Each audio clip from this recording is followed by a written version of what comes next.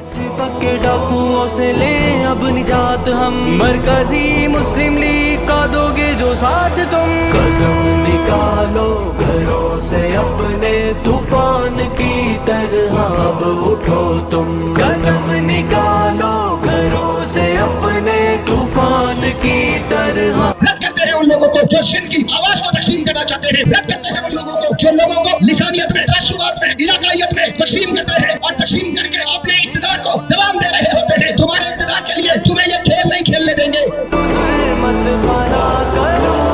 कदम निकालो डीजल महंगा, तूफान की तरह अब उठो।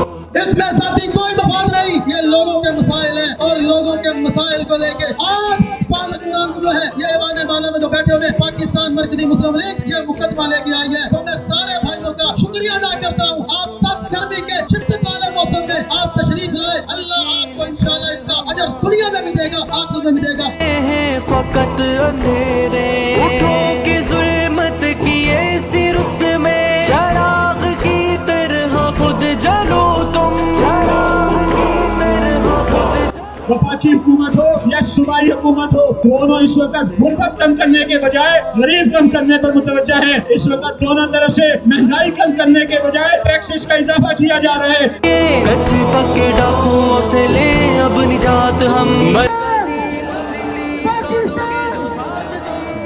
रोजगारी बद। और मुसलमान हुक्मरानों, आज तुम्हें शर्म आनी चाहिए कि एक नॉन मुस्लिम असेंबली का रुकन खड़ा होके तुम्हें कुरान की आयतें कोड करके बताता है कि कुरान की फलां नंबर सूरत की फलां नंबर आयत है, उसके अंदर मईशत की बर्बादी का ये सारा सबब लिखा हुआ है। नस्ल के कहे को सवार दो तुम, नस्ल के कहे को सवार दो।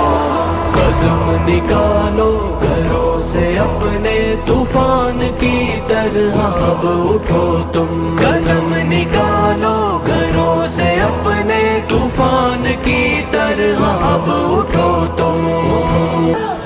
कोई महंगी, जीना महंगा, मरना महंगा, जीना महंगा, मरना महंगा।